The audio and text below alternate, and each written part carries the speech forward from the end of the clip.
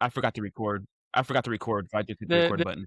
the signifier gets more meaning the more the negation deprives it of meaning of his contingency of his particularity. You understand? There is the signifier. The first is only a mere material link, pure contingency. Hmm. Then you negate this, and the more you negate it, the more contradiction emerges as such, and the more Can you describe the negation process? I think that's the one thing I'm confused about, this idea of negation. yeah, basically. So now I have to do a great discourse. Let's the part with uh,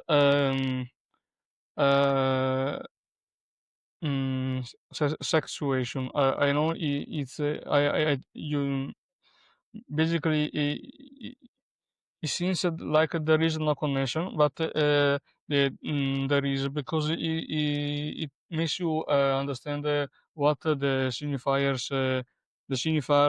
the signifier does, Okay. how it constitutes this position that we use to fill our identities with. So basically, there is the male and there is the female. Hmm. Uh, you are a child. Uh, your father uh, prohibits to you the process of the mother. Hmm. So basically, the father is between you and the mother. Hmm. This is a deprivation, a negation of a potential lively position. So Hmm. in negates this the position of your mother. That is basically, if you are in the mother, you have no connection with reality. So you just have pleasure. You have no idea there are objects. There is no coherent language. You are just believe you are omnipotent because you haven't reached yet something exterior to you that imposes its limitation Hmm. upon you. So what the father does is negates the mother in order to make the child so like a person that is in language. Hmm. Basically, it affirms the male position to the child. The child becomes a male because the father prohibits to him the mother, and the male position is like a rivalry, a confrontation with the fighter for the with the father. Hmm. This means that the mother, as such, as the reference point which basically constitutes the male position, is retroactively created through the negation of the fire. Yeah. You understand? The I mother feel, becomes the void, something that you can't reach. yes. What's funny is if you listen to my videos on masculine, like on masculinity and femininity, I actually do structure this exactly in this way, where I Yeah, structure the this is idea. just pure Freudian psychoanalysis. But that's the thing is I literally, without knowing any Freud or anything, came to these conclusions by myself, based off of the Yeah, idea of masculinity and femininity and how that manifests differently in our. pure smartness here. Yeah, pure powerful power of the mind. Yeah, see, this is the point. Language, uh, being in language is having this is the this relationship with the negation, which poses the void, the position that you can use to match anything. Basically, it doesn't matter which kind of female you interact with. If the female is in the position of your primordial mother, she will be basically your woman. Mm-hmm. What this means is the same thing of the negation, that is, you remove the signifier and the position as void emerges. The So removal of the signifier is in the negation of the father. The position of pure potential locality of the signifier that can be in that place is the mother. yeah, so so one of the ways that um I try to conceptualize and communicate is this idea of vectors. You know, as a mathematician, a lot of this signifier signified language can be translated into vectors. Where you have what we call basis vectors. So like you can take like your um e- x, y, and z. Like just take Ah, a yeah, corner. the law of the left hand. Oh no, it's not the right hand rule. This is just a Cartesian coordinate system, like a Cartesian coordinate system where this can be like x, where this direction can be x, this direction's y, and this direction's z, It's and not it the creates same thing as the law of the hand. It basically says, oh, there is a 3D space with three dimension and a vector that is the component of this. right hand rule is usually associated with something like a cross product. So whenever you're doing, like in mathematics and physics, we have things like cross products where you take something like torque, for example, is associated with, oh man, what is it? R cross F. So like when you're applying a force on a door, then you have the point of rotation. So say this is your door and it rotates like this, it opens and closes, and this is Uh, the point of rotation. So you have a vector going from the point of rotation to the point where the force is being applied. So I'm pushing the door open. So I'm pushing the door into in this direction, and it hinges. And so if I push it in, then it rotates like this. And so the radial direction goes from the point of rotation to the point where the force is being applied, which is here.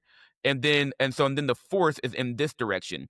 And so what you would have is you have the radial direction. So then this is the right hand rule. Then I would take my radial direction and align it with like this. So this is the radial direction this way, and then the force is in this direction, and then this would tell you like the direction of the torque. And so this is the right hand rule that we use in physics typically. So it's usually associated with yeah, something when like I do rotations. did the physics in high school, it was also applied to gauge I don't know how to say, yeah, in the electromagnetic field in the relation Yeah, to electricity. yeah. The Lorentz force law, things like that. So this is defined by something called a cross product. Okay. I'm not referring to a cross product. I'm just referring to a Cartesian coordinate system. Yes. And so within that Cartesian coordinate system,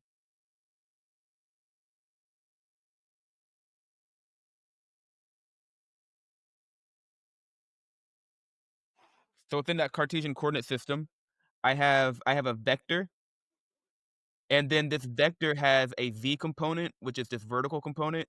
It has an x component, which is here, and it has a y component, which is here, because this is parallel to y, this is parallel to x, and this is parallel to z. And so the amount, so we call the x, y, and z the basis vectors, and then the distance, like the length of each one of them as their components. And so if I want to write down the vector, it's like this. So this is the vector r, which goes from the origin to here, and then it has components x in the x direction, y in the y direction, and z in the z direction. And so what that does is it points to a location.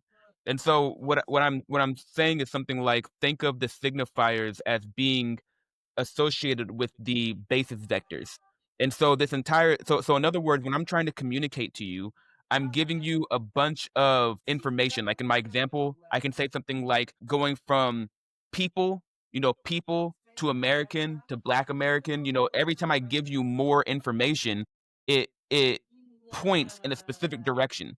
And so the way that language works is that we have a system for taking symbols that exist within the language, and then we have some sort of syntax or grammar that tells us how we can take those symbols and put them together in some sort of sentence, and then that sentence itself points to a concept.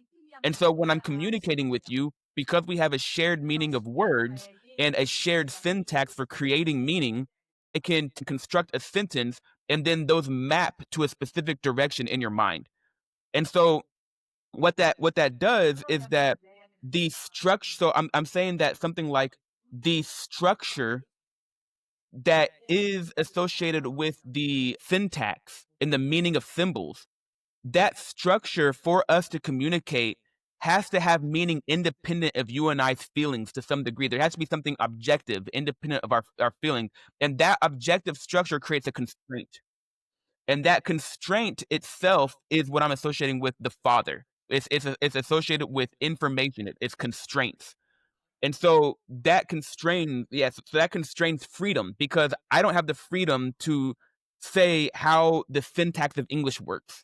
And I don't have the freedom to say that book means chair unless I've lost my mind or I'm a complete narcissist. And so with that lack of freedom comes the constraint.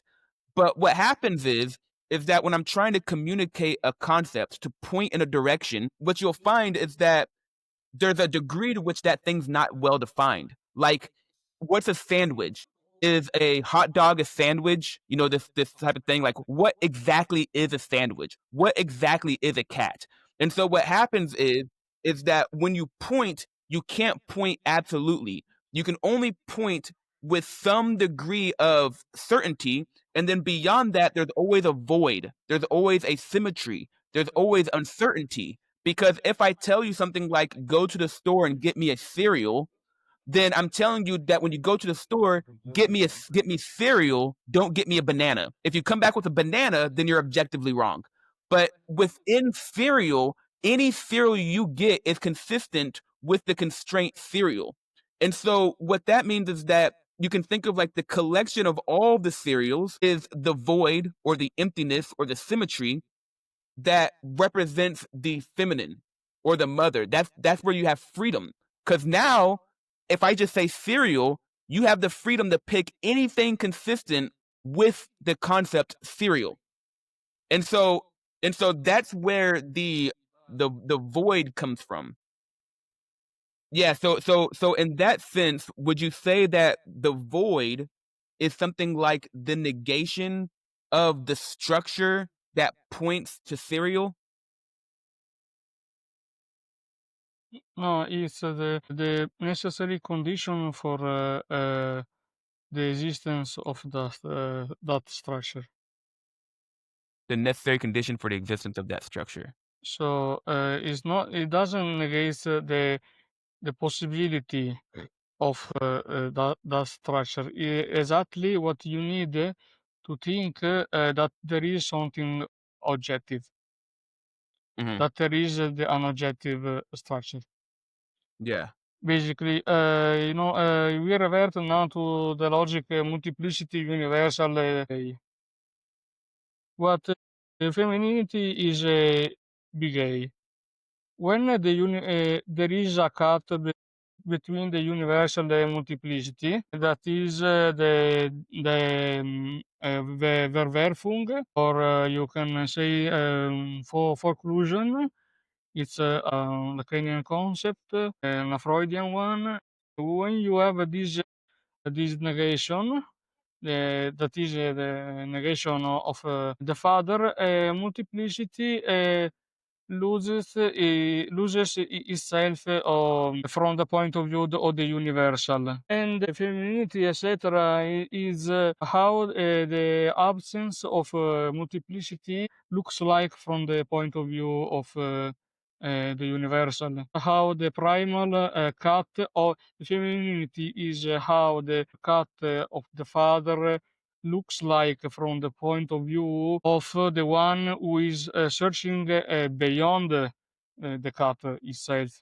But for the very reason of the existence of the cat, multiplicity is still there, is objective, because it doesn't have the space to move, because its whole operation, its whole power in the operation of the universal to meet them at the supposed end of all the distinguishability. So when the universal is still searching, the multiplicity is freeze there Yeah. in And in this and sense and and in this all the configuration you have on the top of the macro data of the grid of the chess is is the distinguishability that the universal is making, which is a reenacting of the multiplicity in the search to of the universal towards the entropy. So you reenact multiplicity in the very search for in the first search for it. You understand? This is at the very beginning. You have the universal, which is big entropy and zero distinguishability. Then you have more distinguishability, and entropy gets always smaller, localized in space, because it becomes the position that is created through this whole set of negations. okay. I think I'm You understanding. localize. Yes, yes, yes. Yes, yes, yes. So when you say the universal, that's something like completely blankness. There it's full mother. Is that what it is? Like full It's full like full a. non-negated mother. Yeah. I would say there is full mother, but at the same time, condition of full motherness is the most distant thing you have from the mother itself, because the mother is not something. Is just avoid the creator, but cut in reality. So when you coincide with it, then you collapse. You Yes, yes, yes, there yes. is no macro data anymore. Yes, yes, yes, yes, yes. This is Uh, uh, Buddhism. This is Nirvana. I mean, this is what they're saying. It's something like the removal of self, the removal of identity. Like there is no structure. You're not. Nothing is being forced into a structure. It's like you're making your identity as small as possible, and the idea is that eventually you completely let go of it completely. And the idea of Nirvana is something like, and this is what I mean, whether you believe it or not, this is what their expressed goal seems to be, is something like a complete removal of identity and a full blown like I don't know, like is the correct name is absolute freedom. I don't think there yes, is a absolute better freedom. thing to way to call it. But this is when you are in itself in the position of the pure signifier. There is no such thing as I am here. I coincide with myself. There is no self. You can't coincide with yourself. So pure Uh, signifier is a singular. and it's like the observer in the sphere.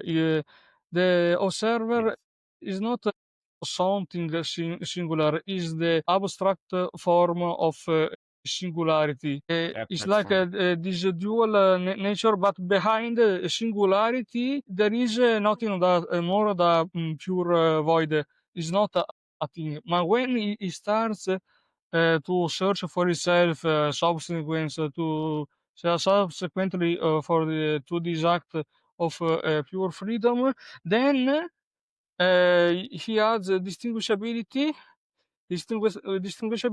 and the more distinguishability he has, the more uh, the more meaning the initial signifier has, because it becomes the central kernel of all the distinguishability. Is pure void in itself. It doesn't mean anything. Yes. Is pure nothing. But This pure non meaning is a positive condition for all the meaning possible, Yes, yes, yes, because yes. it means nothing. It can be transformed in whatever distinguishability you want. It's flexible. Yeah. It doesn't break. It is indestructible. You can't show the fallacy in something that is the representation of what goes wrong. I see, I see. Okay, it's starting to become clearer and clearer. Yes. Yeah, so now I'm gonna finish the discourse by addressing the Hegelian dialectic and Yeah. its connection with the Verneinung. So you have positing reflection, a pure Nirvana-like that isn't transparent to itself, doesn't realize its Nirvana. All right, say that one more time. I'm sorry. Pure Nirvana, which isn't transparent to itself, and so it doesn't realize it's in Nirvana Okay. because it has no intellect. Yeah. So that's the positive reflection position? That is the positive reflection, the imaginary, original imaginary relationship, and so on. And then you have the external reflection. Hold on, wait. Imaginary relationship. Well, you are registering this, so can write it down later if you want. Yeah, but I need to make the connections now. I since I have you, Uh, because the point is that since I have you here, I can ask questions. yeah, Otherwise, you're yeah. gone. I can't ask you questions. I guess I can text you. I Okay, mean, however you okay. have our You can numbers. test me WhatsApp. Is very flexible. Yeah, it's just now that I So have you here, I want to be able to ask questions while I have you here. then there is the external reflection, which is the negation of the father. Mhm. Is The external reflection is the negation of the the father. negation of the first pure signifier, which creates big A as the position of the initial signifier, of the establish the first signifier as void. That is, it reveals the nature of the signifier. This is where knowledge begins, where the signifier becomes to coincide more with itself, Mhm. because it's in the enough beyond itself to have knowledge, Mhm. to have distinguishability, Beyond a itself, more to have formal. So you have self to have knowledge. Okay. uh, no, wait a minute. There is my mom.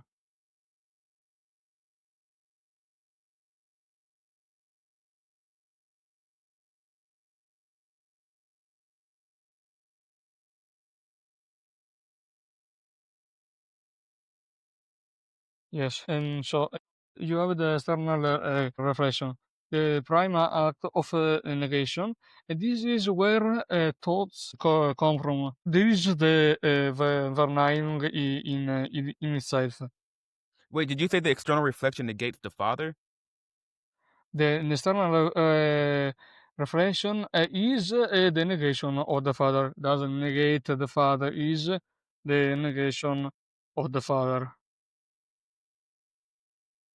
And he poses the mother as entropy. Uh,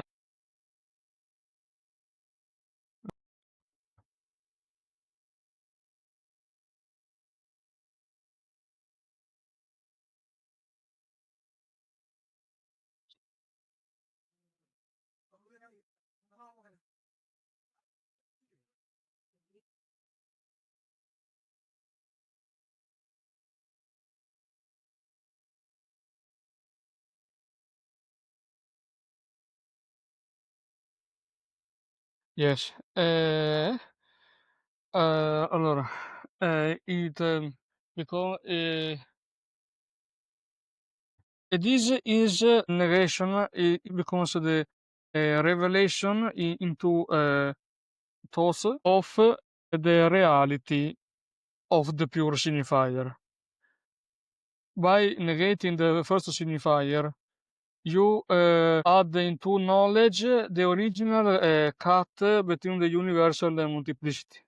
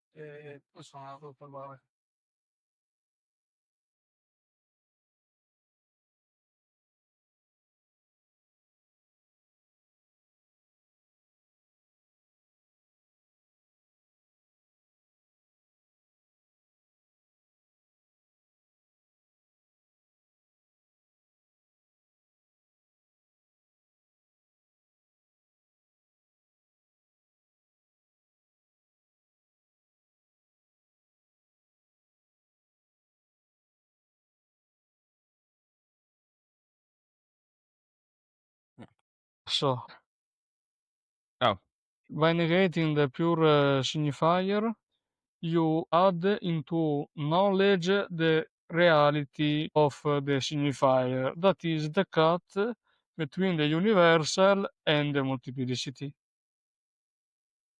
okay. Yeah, good thing I have that recorded. I'm gonna have to think on that a little more. Yeah. So, Actually, I can mark that so I don't have to look for it. basically, There you go. the external reflection is like an adult which longs for childhood without What that longs for childhood adulthood, being a and grown man. otherhood. Okay. You long for childhood.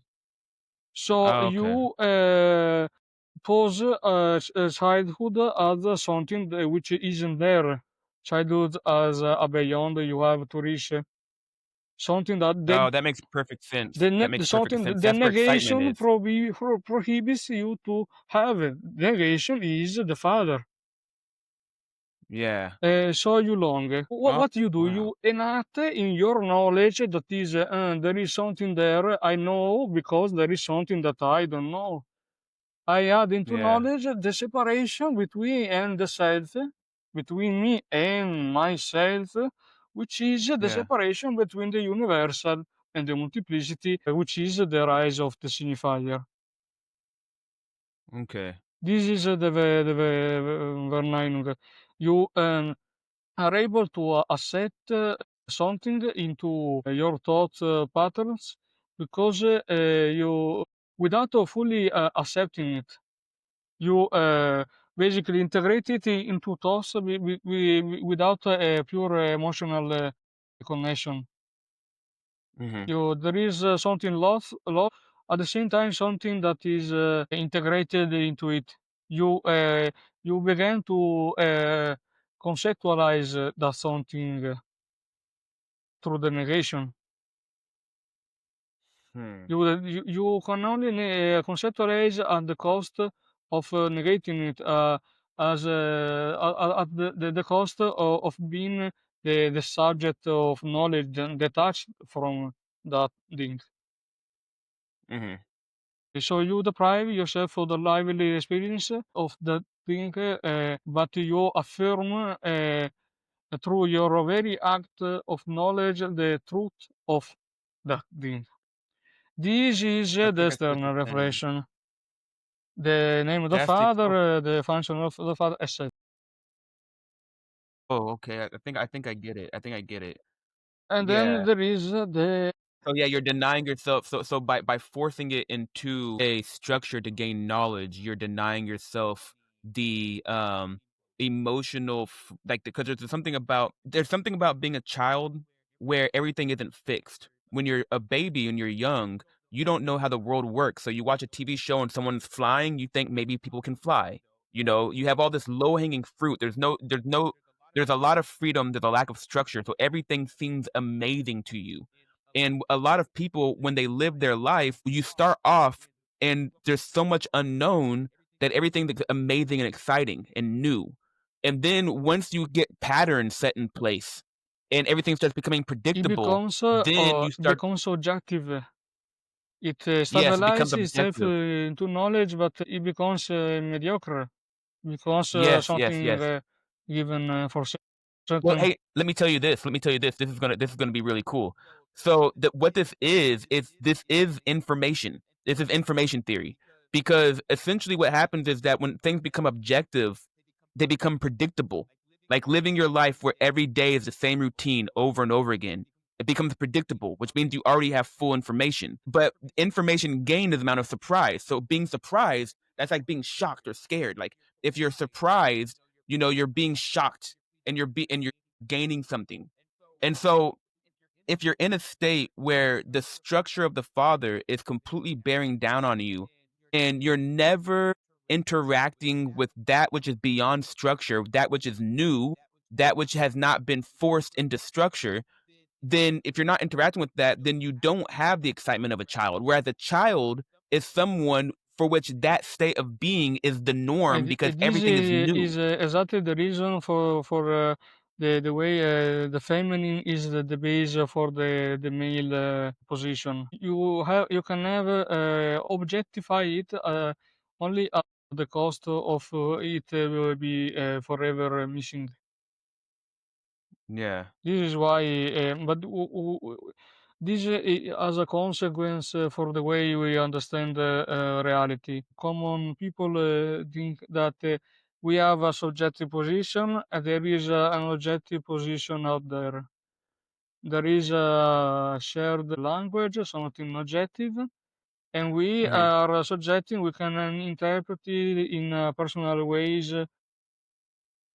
In reality, in psychoanalysis, is the opposite. The objective is your subjective position, and the subjective is the reality of the feminine that is out there.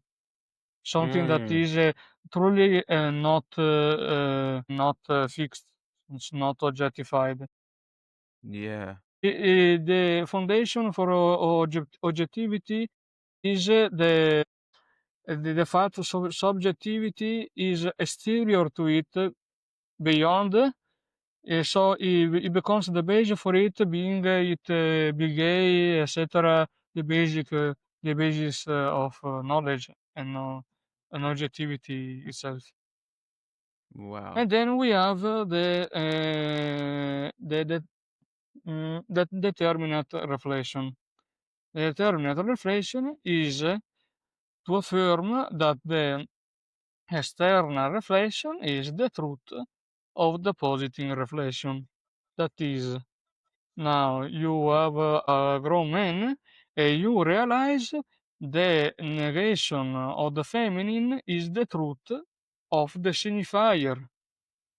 You realize into knowledge the position of knowledge which was intrinsic to the external reflection.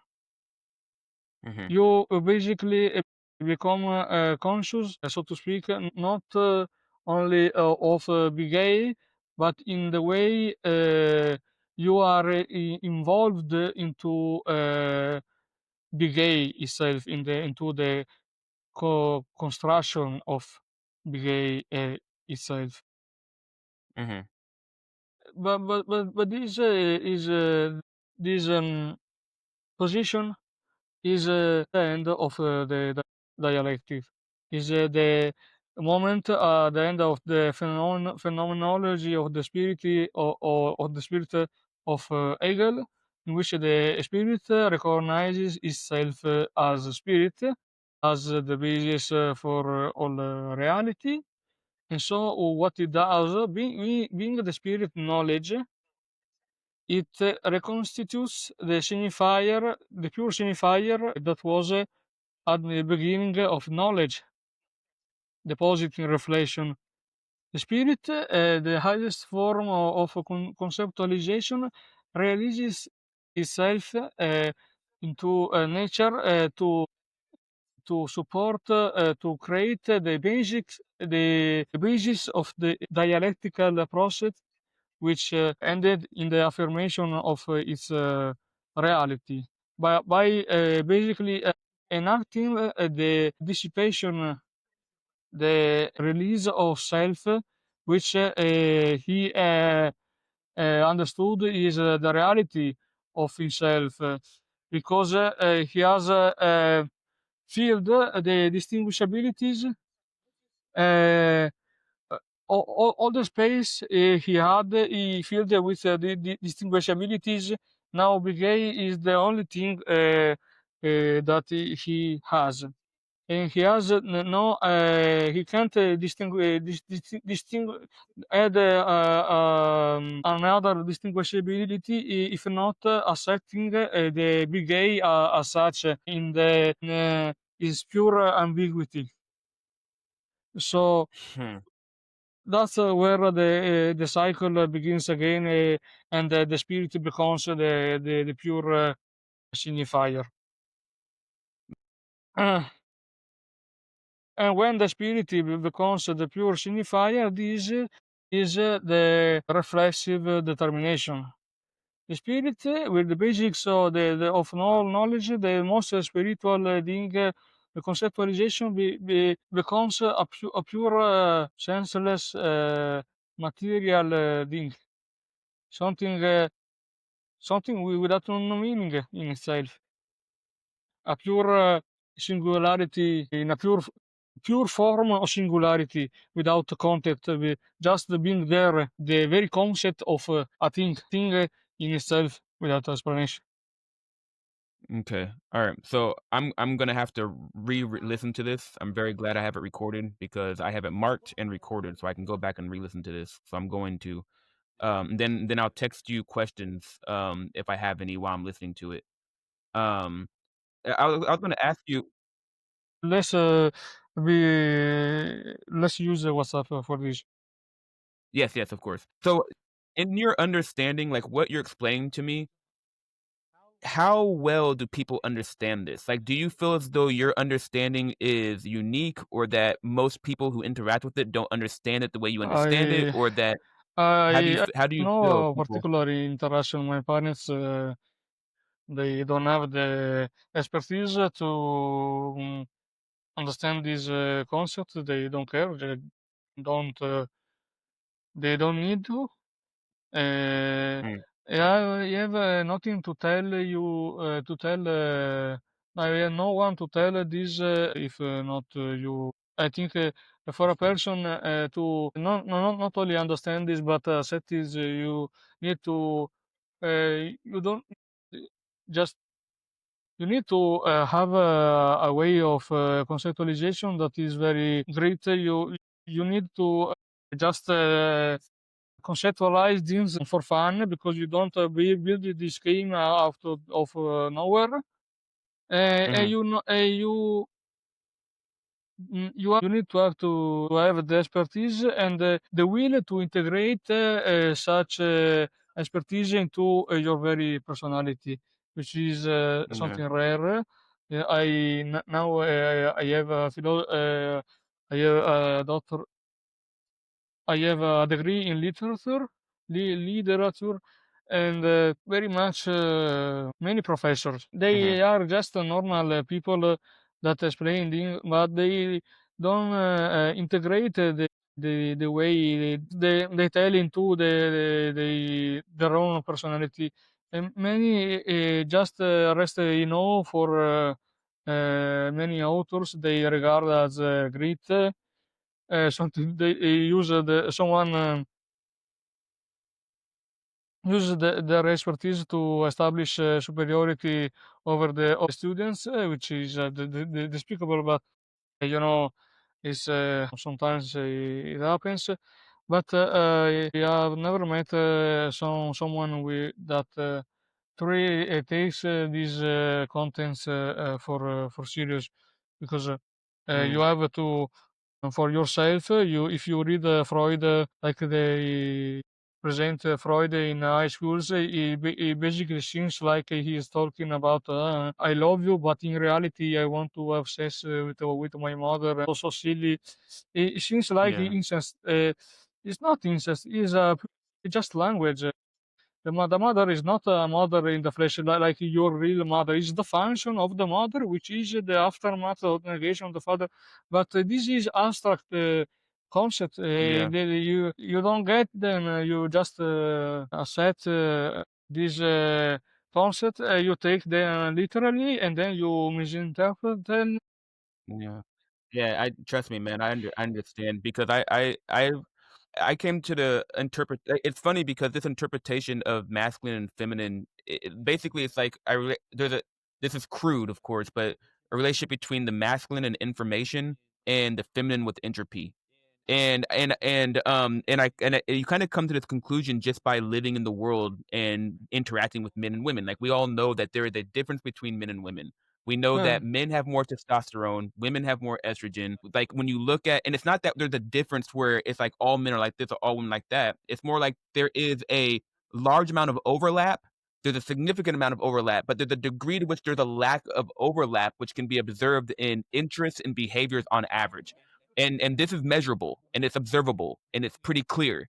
And so once you see that there is a difference on average, you ask yourself, well, what are these differences on average? It's things like, well, young boys and men tend to be more interested in objects and things, and women and girls are more interested in people and relationships.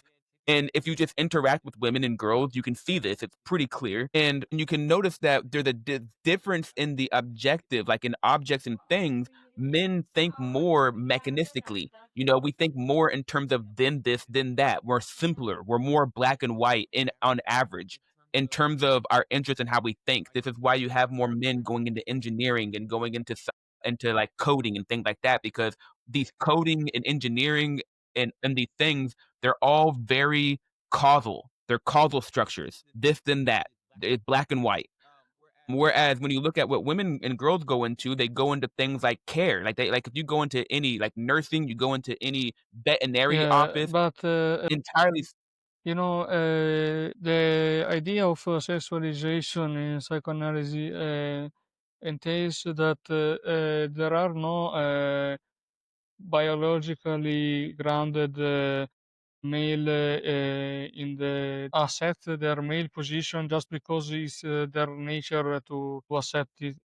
You can have a female that has a male position.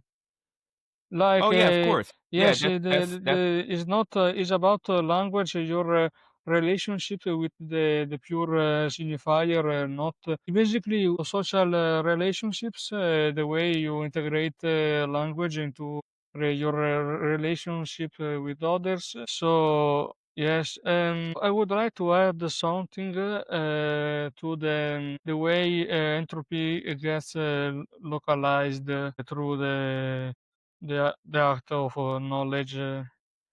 Basically, mhm. it means when a man reacts, relates to a woman, there is a kind of objectification of her.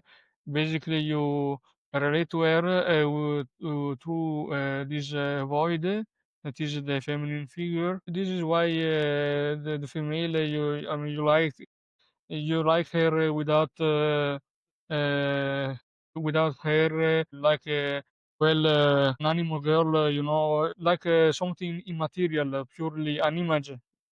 This Mhm. objectification, something uh, devoid of the presence of the signifier, which in the male body is coincides with the phallus, the dick, and so on.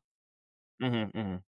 But you relate to this objectification of the female through uh, their from this objectification. You basically there is the feminine entropy. You Yeah. basically transform it into an imaginary thing, an image which is just a superficies, something smooth, Something smeared, something less yeah, like so a something. statue, something like a robot, with something Mhm. without eros, without enjoyment. And then Mhm. there is this excess. Why why she contradicts me? Why she is not perfect? I would wish that he would just shut up, clean the dishes, and be the perfect female. The male thinks that they want this. But if Mhm. they ever reach the Yeah. objectification of the female, they would lose interest into her because she will be just a pure material being without enjoyment, without lively passions. You basically So constitute, you negate the female, you yes, objectify yes, yes, her, yes. and then you pose her reality as an excess. This is what the external reflection does. No, no, the contradiction is not inherent to her, is not inherent to the female. It's something that pops up in the space that I left open in the process of the distinguishabilities. Mhm. Is something that is an error, something secondary. Yeah, This yeah, yeah, I yeah, yeah, yeah, propose yeah. entropy as secondary. So I don't realize Yes, yes, yes, yes, yes. this entropy is the base for my relationship to her, and then this is why her image, I can allow myself to objectify her. I think I want objectification. When I in Yes, reality so I want a drama because drama constitutes my male experience. well, can I pose it another way? I think another way to pose it as a guy who's married and has definitely have been married for a while now. What it ends up happening is there's actually a negotiation for the nature of the space occupied by men and women. And so what's happening is that this desire to objectify the woman isn't just a desire to objectify her or a mistake. I mean, it is an attempt to force to negate the woman by wanting her to be more like a man. And what I'm saying is that there is a degree of directedness and straightforwardness that men possess on average more likely than women do. So men are like we think more, we like to value the idea of being logical. We're logical. It's just this, it's just that. There's a value in this idea of being logical and trying to control your emotions. Like trying not to think through things emotionally. We think through things logically. That's how we are. We don't tend to want to experience our emotions and our feelings directly. We see our feelings and emotions as things to overcome, Yeah. things to get over. And so the way we deal with things, like if we're dealing with some sort of trauma, it's like, all right, man up, try to get past it. Whereas with women, they're more connected with feeling their emotions and being processing things more through their feelings and emotions. And what this does is it creates a difference in preference of the space. And so the woman is trying to pull the man to be more connected to his emotions and feelings, and the man is trying to pull the woman to be more disconnected from emotions and feelings and think more in this Yeah, logical in can this so the man thinks he's logical, like is he indeed enacts logic. He wants to pose his action on a logical structure, Mhm. but only as long as he poses the presence of the pure signifier in a big A. That is, he doesn't realize he asks for what he does for a thing in itself. I enact a democracy, and when I enact a democracy, I think, oh, because there are good advantages, like a social state when we can accept each other without killing each other. Violence is bad, etc. But in reality, the one who enacts this likes democracy in itself, and so other ideology, like if you enjoy monarchy, is still the same approach. Democracy in itself, you democracy poses a whole chain of distinguishability that are based on the idea of democracy. and then you justify these associations with the analysis, with the comparison to something that democracy is not something. Mm. Violence is bad. Violence isn't inherent in this in democracies. So basically, you enact the after the pure signifier, the constitutive of act of violence appears exterior to language. This is why. So male think they are logical. In reality, there is a profound element of pure madness in them, Of but course. I they mean, don't. that's They, true for they everybody. think they are logical. Women are more logical in the sense they recognize the pure signifier as such. They have a sexual relationship with the what in the male figure embodies the signifier, which is the phallus.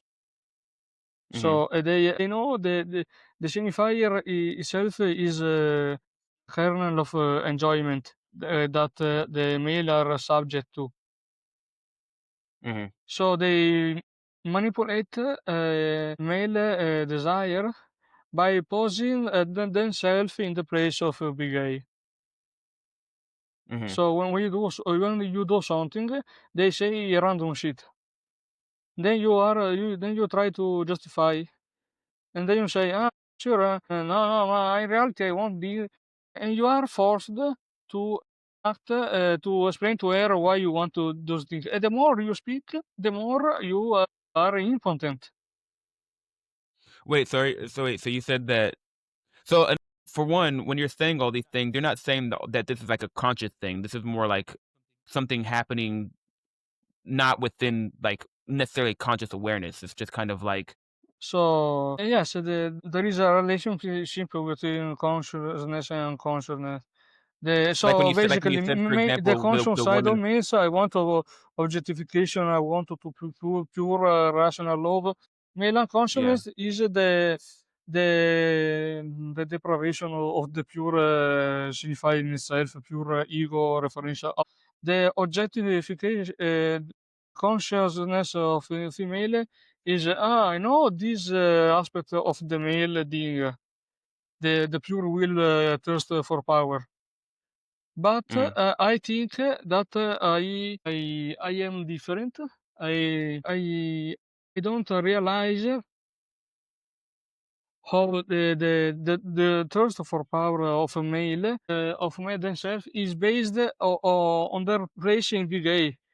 So basically, they stimulate the male by placing themselves unconsciously in big A, and then they say, ah, no, patriarchy, male enjoys violence for itself, and we are connected to Mother Nature, and we are free in the spirit in ourselves. But they are implicitly reliant on the objectification of males for their own subjective freedom. And this is the unconscious of me that I think. And there is no objective position between the two that is absolute objectiveness. Or you are this Yeah. or you are that. You can be in the middle, but when you interact with others, you always go to the part of one or the other. You can't speak them at the same time because the signifier or is explicit or is implicit. It can't be explicit and implicit at the same time because the only place where this explicitness and the implicitness are patent is in the place of absolute freedom, and at that point there is no language.